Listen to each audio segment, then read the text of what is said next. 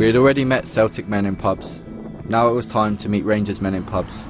And they were all men. I've never seen so many tough-looking guys as those that poured out of Ibrox subway station on match day. Most of them called in at the Loudon bar en route to the ground. There's a guy over there just being led away by police, and I think he's one of the two guys that came up to us just now outside the Loudon bar, started harassing us. They didn't like the camera or my accent very much. Called me an English wanker, which is difficult to deny. Then his mate came over and started shoving me and grabbing the camera stuff and kicked me. So yeah, I guess he's been having a bit more fun inside the stadium as well.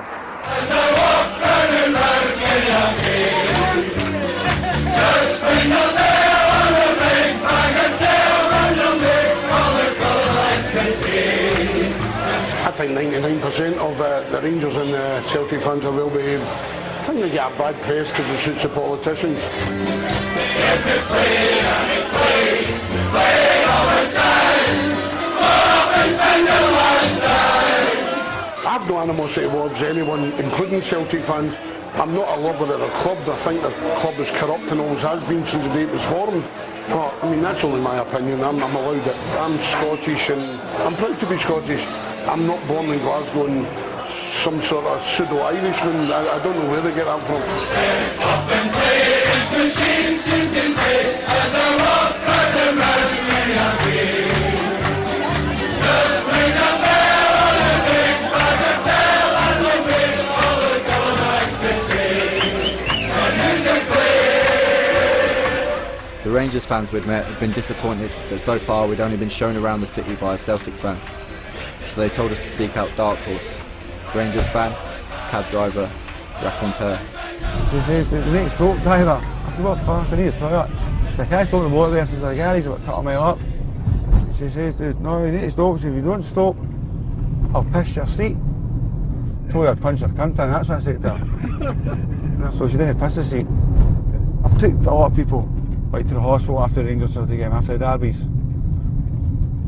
It's a pretty bad sight, you know. Yeah. Mostly slashings, bottles, knives, mostly.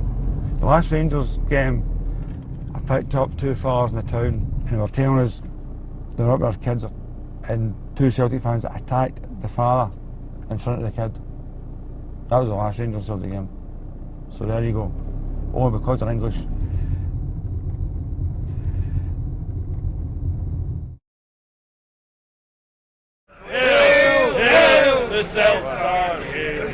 On Derby Day, Glasgow was buzzing, and pubs were rammed with both sets of supporters.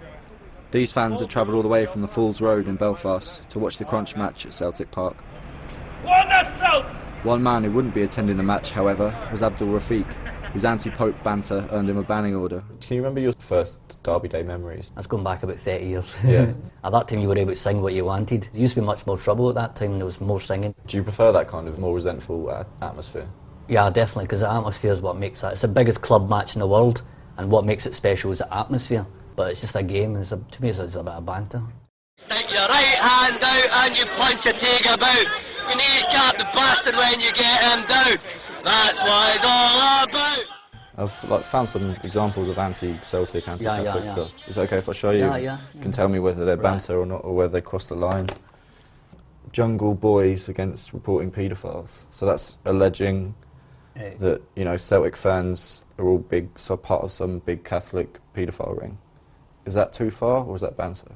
I'll just put that down in banter. Yeah, just banter. Another sweeping child abuse under the carpet since 1972. I'll just put that in banter. How about that? A Celtic fan making a monkey sign at El Hadj Diouf.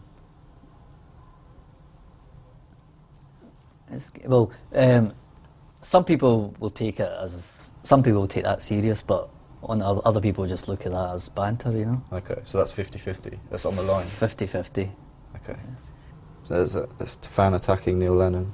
Well, that's obviously gone too far because he should never have come on the pitch to attack, you know. I know a lot of Rangers fans don't like Neil Lennon, but I've met Neil Lennon myself, and he said he doesn't mind all the abuse he gets, but he doesn't like it when somebody comes to attack him on the street or whatever.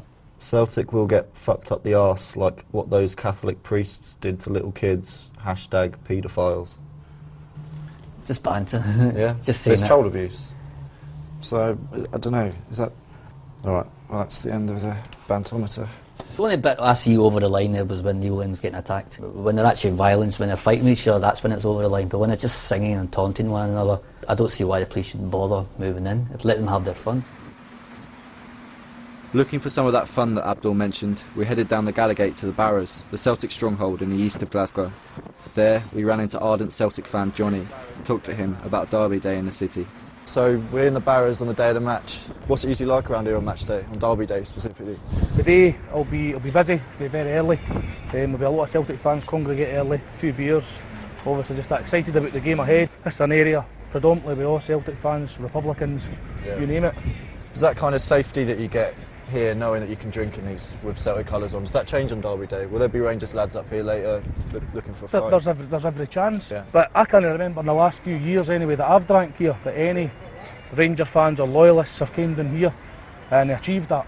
Even came down here, the last thing was a wee story we spoke about the last time we met, which was nothing to do with Rangers, it was just another bunch of right-wing fascists that thought they would come down here and start their nonsense, and they just got a kick up the backside and sent him.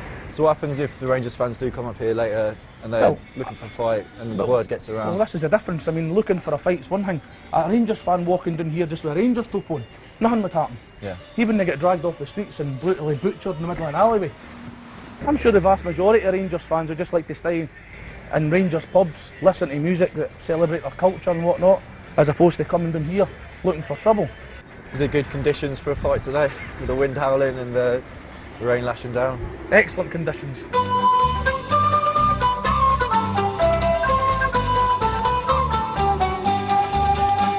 Oh, Father, why are you so sad on this bright Easter morn, when Irishmen are proud